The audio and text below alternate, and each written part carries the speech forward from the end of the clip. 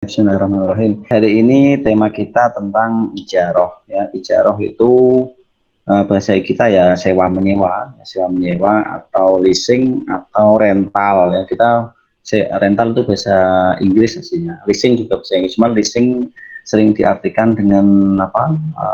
Kredit motor. Tapi aslinya itu leasing itu sewa menyewa. Terus ijaroh bahasa Arabnya. Makanya kalau di negara-negara Arab itu beberapa taksi tulisannya bukan taksi, tapi tulisannya ujroh. Ujroh itu artinya upah, sewa maksudnya taksi, tapi tulisannya bukan taksi, tapi tulisannya di atasnya itu ujroh. Nah itu, maksudnya itu ya taksi itu, menyewa mobil untuk dipakai. Nah itulah arti maksud dari ijaroh. Nah ini dalilnya ya ini, dalilnya dari Quran itu mengenai tentang orang yang memberikan bantuan menyusui itu dapat dibayar. Nah itu namanya kita melakukan akad ijarah. Ya, wa in aradtum an tastardiu ma'uladakum fala junaha 'alaikum in idza salamtum ma'atum bil ma'ruf. Nah ini antastardiu itu orang yang ingin menyusukan anaknya, disusui oleh orang lain terus kita membayar orang yang menyusui itu. Nah itu nggak apa-apa. Nah ini dari hadis juga ada bahwa Nabi itu juga melakukan bekam ya, meminta jasa orang yang membekam, ya, jadi dikasih upah. Nah itu. Terus Nabi sendiri juga bilang ya bahwa waktu ajrohu qabla ayyajifa arafuhu atau irfuhu ya. Waktu ajiro kasih orang yang disewa berikan pekerja itu upahnya sebelum keringatnya mengering. Nah itu qabla ayyajifa irfuhu atau arafuhu.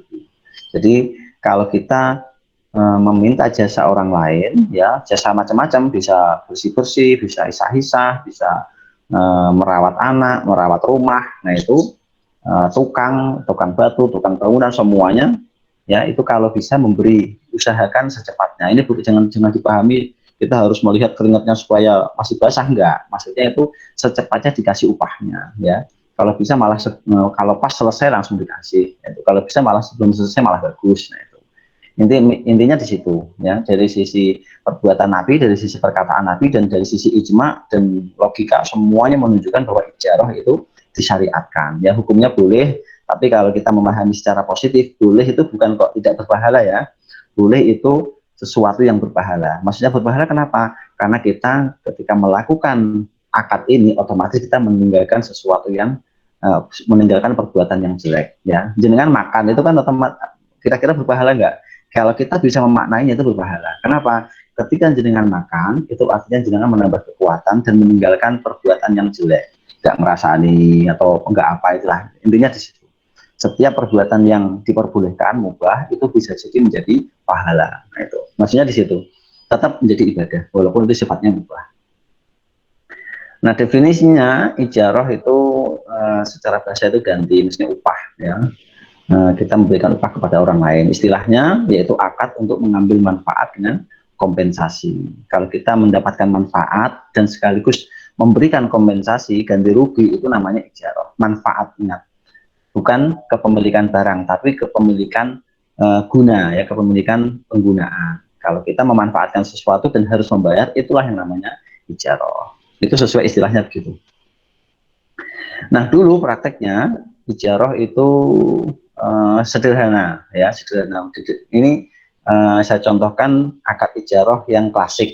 Klasik itu walaupun sampai sekarang masih dipakai juga ya, tapi praktiknya sederhana, yaitu cukup menentukan harga sewa sekaligus jangka waktu 1 hari, 2 hari, 1 bulan, 2 bulan, 1 tahun. Nah itu terus objek sewa langsung satu, mobil, rumah, kuda, unta maksudnya. Terus tidak ada peralihan kepemilikan hak milik. Jadi tidak berpindah hak miliknya. Jadi misalkan orang menyewa onta, menyewa kuda, ya pemiliknya tetap itu, tidak berpindah ke orang lain. Nah itu.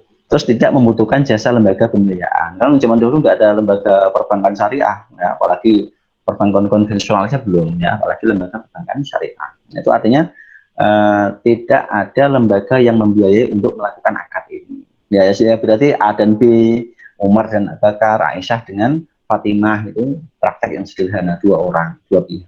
Terus cara pembayarannya sewa tunai, maksudnya dia langsung dibayar, entah itu tidak ada sistem angsuran, ya sewa tunai maksudnya ya bisa langsung full di awal, bisa langsung full di akhir, gitu.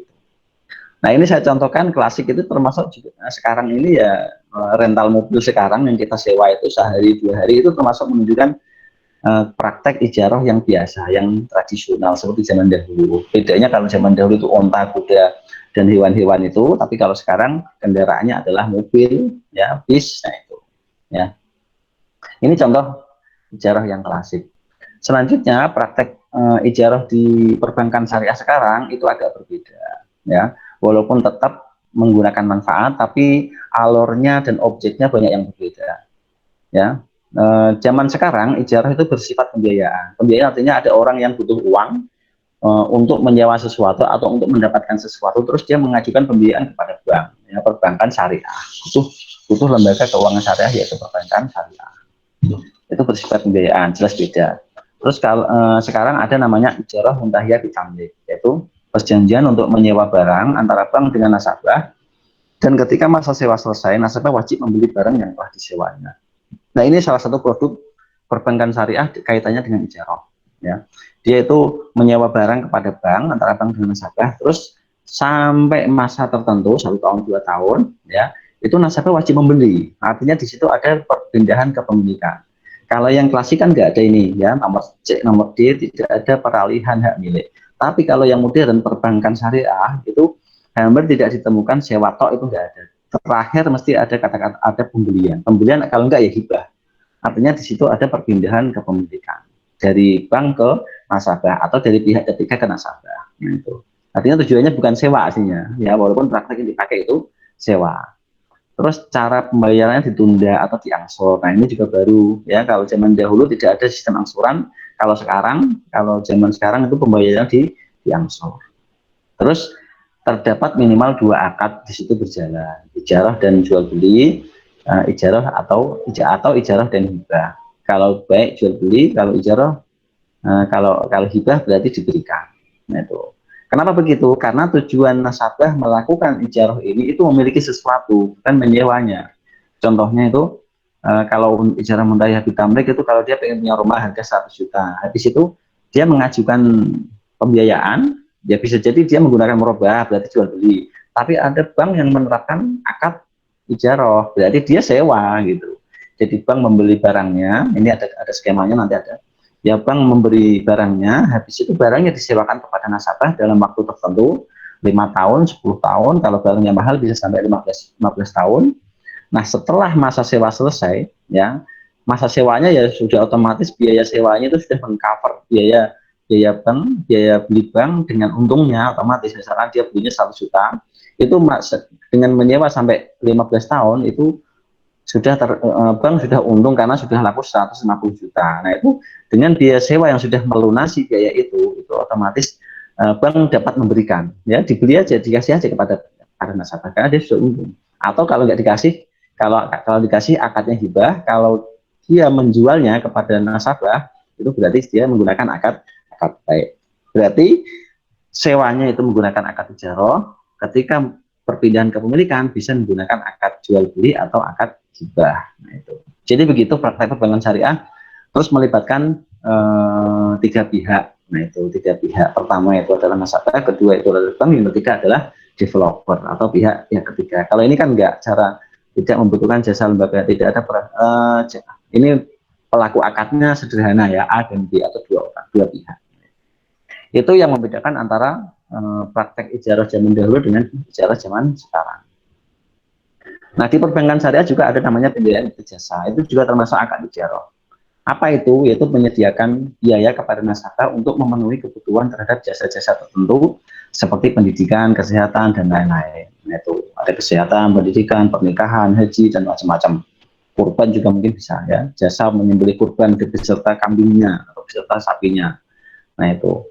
Jadi dia itu membiayai jasa yang diberikan bank, ya, mengangsur, mengajukan pembiayaan untuk pernikahan misalkan. Ya pernikahan kok pakai jasa? Iya jasa untuk mengatur segala proses pernikahan dari sampai undangan sampai macam-macam sampai call itu semuanya disewa oleh nasabah. Nah, kenapa kok disewa? Ya karena dia nggak kuat bayar langsung. Misalkan itu ketika menikah itu kan minimal rata-rata itu kan minimal ya. Kalau sekarang itu bisa jadi minimal ya 30-an juta ya.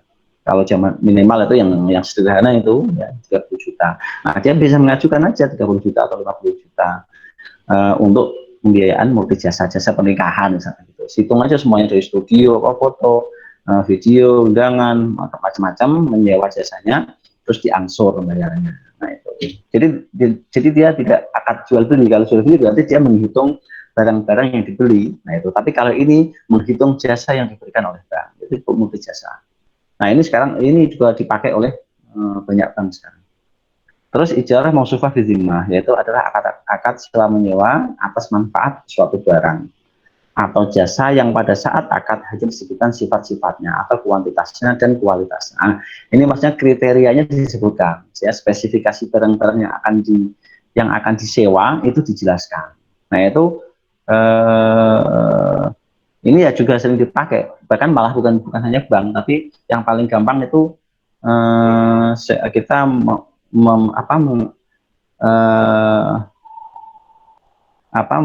melakukan akad ini kepada jual beli online, order layanan delivery ya, beli makanan online itu termasuk ijarah mausufah bizimah. Maksudnya kita beli makanan, kriterianya ini lontong, pedes, macam-macam, jasanya kita hitung semuanya menggunakan jasa Grab atau jasa Gojek atau yang di biasa lagi ramai itu Esgo punya saya. Nah itu artinya dia itu menyewa sesuatu, driver ngasih call atau melewat jasa semuanya itu sekaligus spesifikasinya jelas walaupun barangnya belum ada. Nah itu nanti kalau sudah sampai baru barangnya ada. Nah itu beda dengan kita beli rumahnya sudah ada. Nah itu jasa menyewa. Tapi ini enggak. Ya. Nah itu gampangannya ijarah mausufah bizimah itu spesifikasi barang yang disewa, kriterianya termasuk pesan sama driver macam-macam itu sudah dijelaskan dari awal. Nah itu. Tapi barangnya belum ada, baru diproses setelah deal. Itu yang dipakai di perbankan syariah. Nah, ini sebenarnya ini yang sering dipakai ya. Aslinya di perbankan syariah produknya macam-macam. Lebih dari itu, hampir semua produknya saya yakin ada produk ijarahnya. Hampir semuanya. Kayaknya hampir semuanya. Coba aja lah. Walaupun investasi ya, deposito.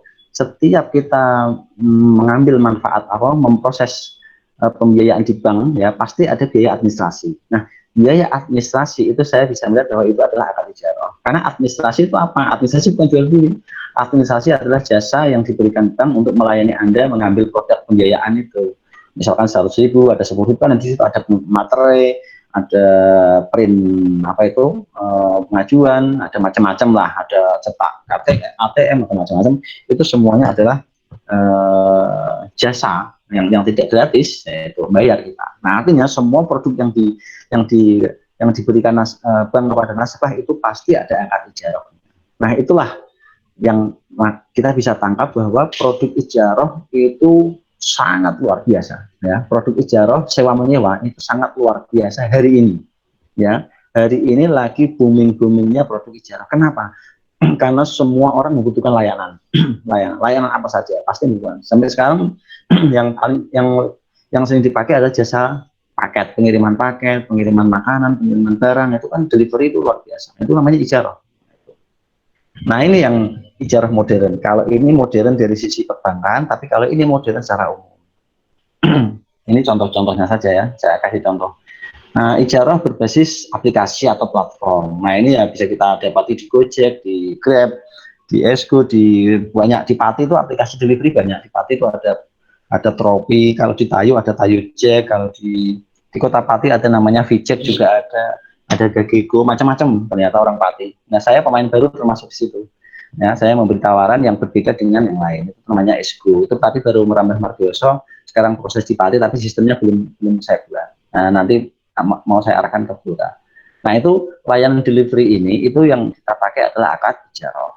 Nah, itu ya ijarah kan tadi ya jelas ya, objeknya jelas, terus ada harga sewa, terus tidak manfaat yang kita berikan, yang kita jual itu manfaatnya bukan barangnya. Nah, itu yang ciri-ciri akad ijarah.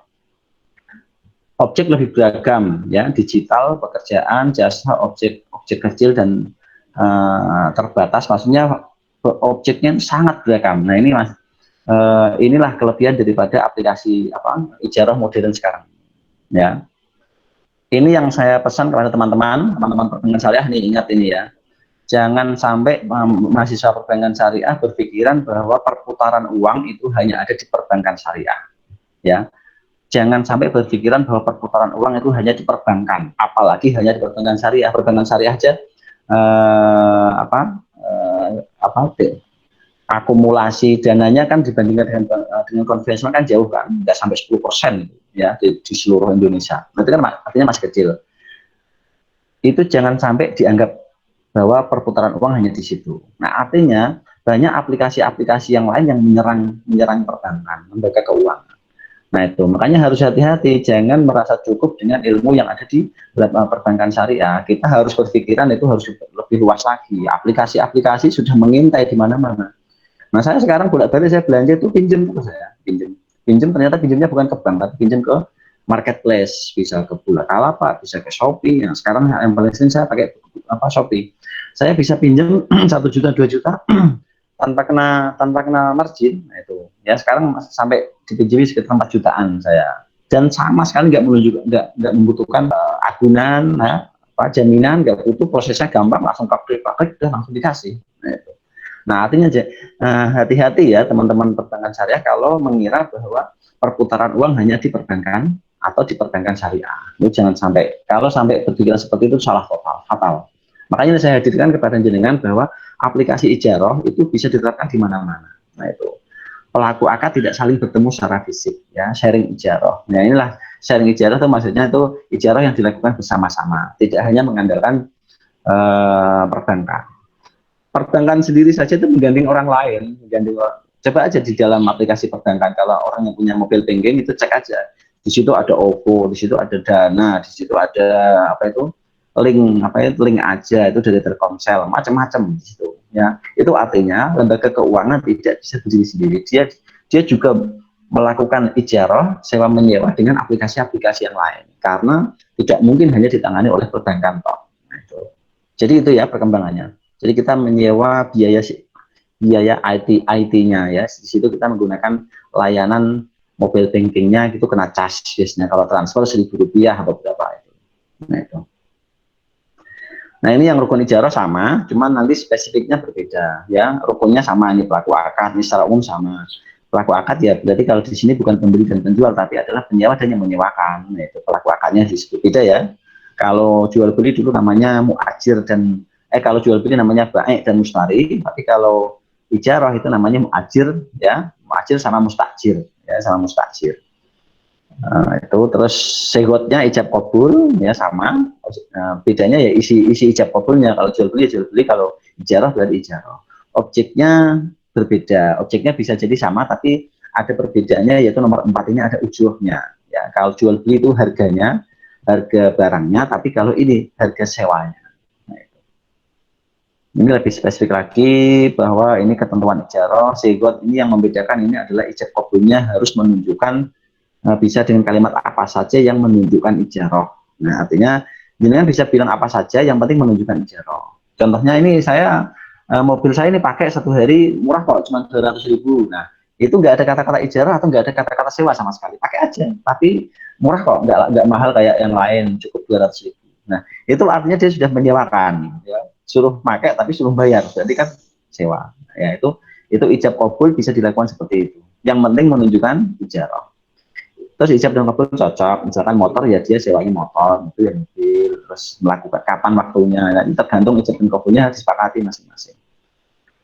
Ijab dan kabul dalam satu majelis tidak bersyarat yang bersifat igharah. Maksudnya syaratnya itu tidak melanggar syariat. Barang yang atau manfaat biaya jelasnya, barangnya jelas, manfaatnya jelas. Barangnya apa, misalkan mobil, manfaatnya jelas, manfaatnya dipakai untuk kondangan atau manfaatnya jelas, halal, dapat diserahkan pekerjaan. Nah, ini kalau ijarah itu bisa ya, sewa barang, bisa sewa orang. Nah, kalau sewa orang namanya kita ijaratul amal. Ijaratul amal itu kita menyewa pekerjaan orang, ya, membiayai pekerjaan orang. Pekerjaannya tidak boleh memberatkan karena itu madharat, ya, merugikan orang lain. Terus jika objek akad adalah pekerjaan, upah harus segera diberikan setelah selesai. Nah, ini kalau kita menyewa orang, ya, kita memanfaatkan tenaga orang, tukang bersih-bersih, tukang ngomong atau apa, itu kasih gaji, kasih upahnya secepatnya. Karena tadi kan untuk ajil qabla ayajih fa'arafu, ya. Kita disuruh di hadis sendiri sudah jelas ya, kita disuruh secepatnya memberikan upah. Biaya sewa boleh berbeda dalam waktu tertentu. Nah, ini berbeda, yang membuat beda dengan jual beli juga sama ini. Ini beda-beda banget. Kalau jual beli dengan misalkan beli motor di harga 20 juta dalam jangka waktu 1 tahun, ya sudah harganya 20 juta 20 juta, kalau nggak ada naik turun seperti itu. Nah, beda dengan sewa. Ya, sewa kalau kita menyewa mau rumah, misalkan 1 tahun harganya mungkin rumahnya 1 juta, 5 juta. Bisa jadi nanti tahun berikutnya bisa jadi naik 6 juta. Nah, itu boleh, nggak apa-apa. Nah, itulah yang membedakan termasuk antara ijarah dengan jual beli. Kalau jual beli tidak boleh naik turun, tapi kalau sewa boleh naik turun sesuai kesepakatan. Maksudnya jangan kok bilang gini, kesepakatannya ya sesuai waktunya. Misalkan tahun pertama ini deal, biaya sewanya 5 juta. Habis itu tahun berikutnya ya harus deal-dealan lagi. Oh, naik kan ini karena kebutuhan macam-macam. Nah, jadi naik 2 juta misalkan. Ya, kesepakatannya dihitung lagi yang baru, bukan kok di tengah jalan tahu-tahu naik, itu enggak. Jadi seperti itu. Jadi bisa naik.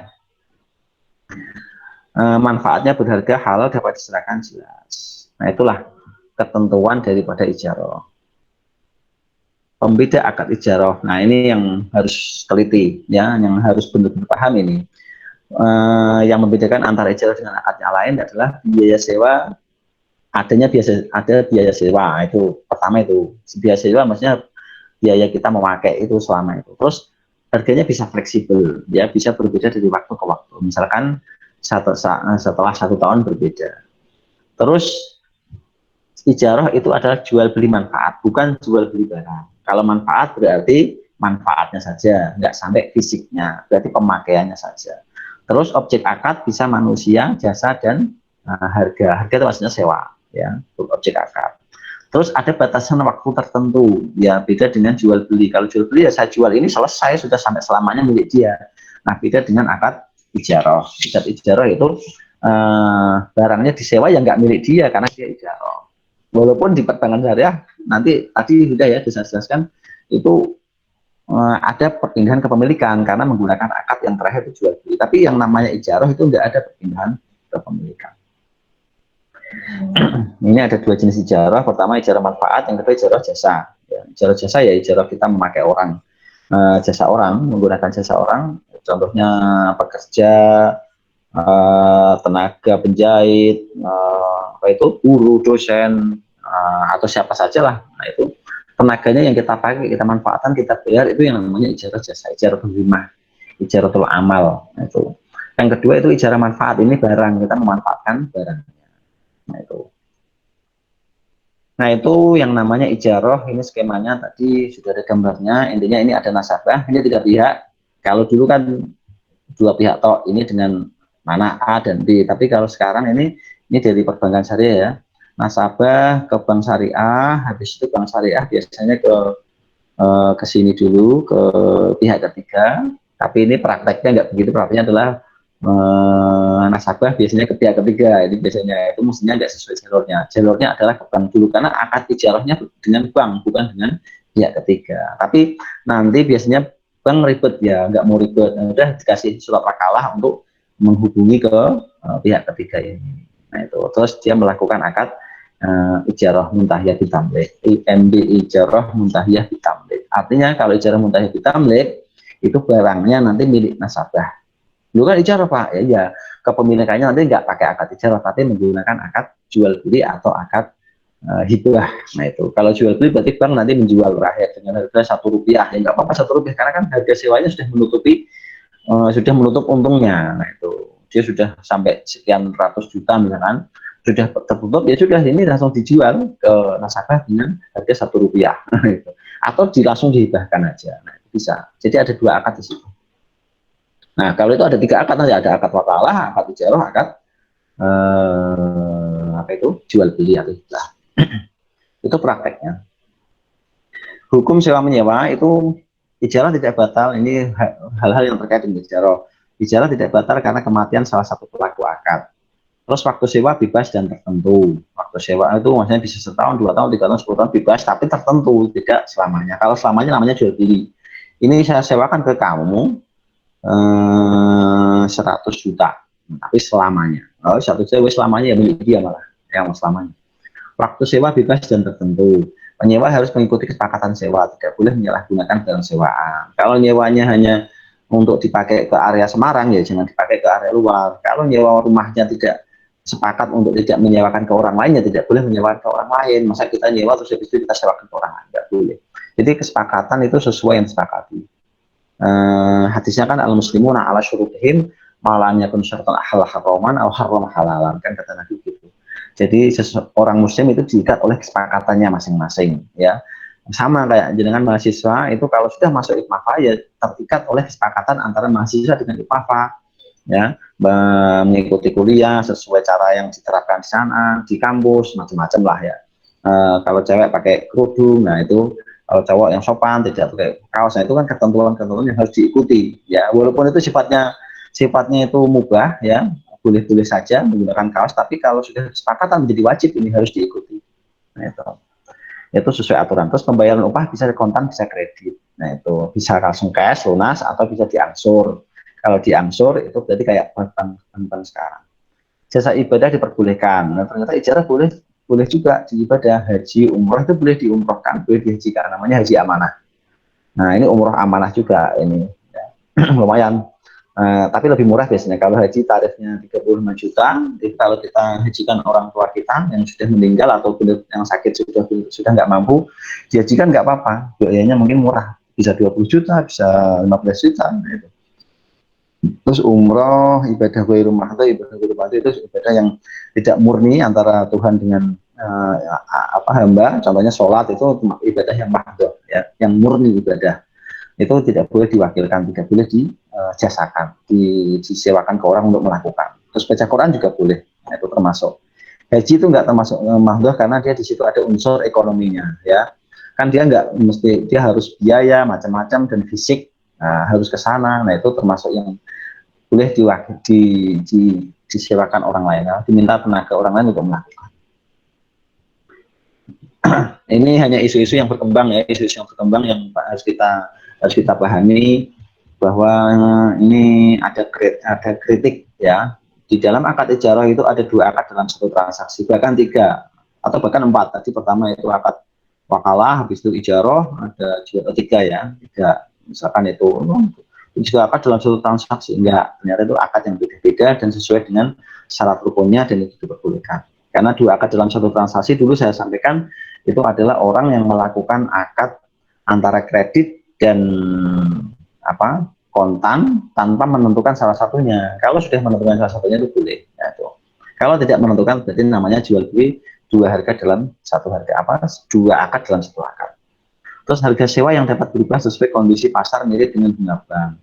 Nah, harga sewa yang naik turun, misalkan tadi kan 1 tahun pertama harganya sekian, tahun kedua itu kan kayak bank, enggak, itu karakter ijarah begitu, dia enggak kok naik turun, bukan asal begitu, tapi sesuai dengan kesepakatan per akadnya. 1 tahun ini sekian, terus akad kedua ya kesepakatan baru lagi, ini dengan pertimbangan bla bla bla, boleh dinaikkan. Itu.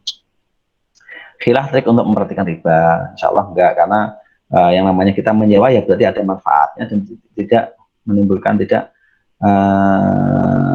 tidak barang riba, termasuk ya, yang kita transaksikan itu tidak termasuk melanggar riba. Dulu sudah saya singgung soal riba kayaknya. Nasabah harus membeli di akhir masa kontrak. Harus membeli di akhir masa kontrak. Ini kan dikritisi. Oh, dia ijarah kok harus membeli, misalkan kan gitu. Padahal nggak membeli, ya ada akad sendiri. Kewajiban membayar sewa oleh nasabah terjadi sebelum menerima barang. Nah, membayar sewa oleh nasabah terjadi sebelum menerima barang itu kan namanya akad salem, bukan ijarah, jual beli. Nah, itu enggak, yang namanya ijarah ini ya kita menyewa jasanya, dan menyewa jasa orang lain itu bisa cash, bisa dibayar di awal, bisa di akhir. Nah, ini kan dikritik kalau dia membayar kewajiban membayar sewa oleh nasabah terjadi sebelum menerima barang, ya itu kan namanya salem, katanya gitu. Kalau salem ya nggak boleh naik turun, nggak boleh dikreditkan dong, karena salem syaratnya harus kontan di awal. Nggak, ini ijarah ya ijarah, kita menyewa sesuatu, kerjaannya jelas, ketentuannya jelas, tugasnya, manfaatnya jelas. Jadi yang kita bahas itu objeknya adalah manfaat. Nah, ini isu-isu isu kritis yang dapat kita jawab. Ini kelihatan ya simulasinya ya? Kelihatan, Mak. Temukan satu contoh praktek ijarah, ya.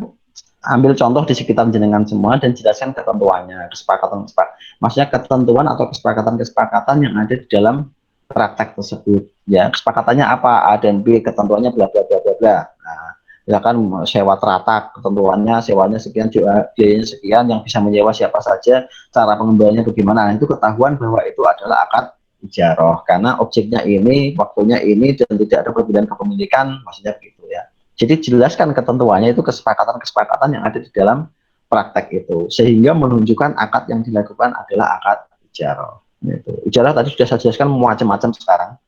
Ya, setiap ada jasa di situ, ada pemanfaatan manfaat, ada penggunaan manfaat. Disitulah ijarah. Ya, penggunaan manfaat yang ada kompensasinya ya, yang tidak gratis. Ya, kalau manfaat yang gratis berarti sambatan. Tapi kalau penggunaan manfaat yang ada kompensasinya namanya ijarah. Contoh bisa bebas di sekitar Anda, baik tradisional maupun modern. Praktek modern, rental juga bisa, semacam-macam lah. Ya, tukang juga boleh. Nah, sekarang saya pengen mengonlinekan orang-orang yang punya skill. Nah, itu maksudnya saya ingin mengonlinekan praktek ijarah. Misalkan di desa saya ingin mengonlinekan orang-orang yang punya skill yang tidak terakses oleh publik. Misalkan ada orang yang sukanya nyuci piring, punya skill nyuci piring yang cepat. Ya di online saja. Misalkan ada orang saya butuh rewang cuci piring, ya tinggal cari di online, ketemu namanya Bunga Tini, misalkan biayanya berapa? 10.000 per jam. Kan enak itu. Jadi itu kita memaksimalkan akad ijarah. Ijarah macam-macam. Dari sini bisa dipahami ya. Sudah. Ya. Saya kira itu kok. Kalau sudah saya kira cukup ini hari ini. Oke, cukup sekian. Alhamdulillahirabbil alamin. Assalamualaikum warahmatullahi wabarakatuh.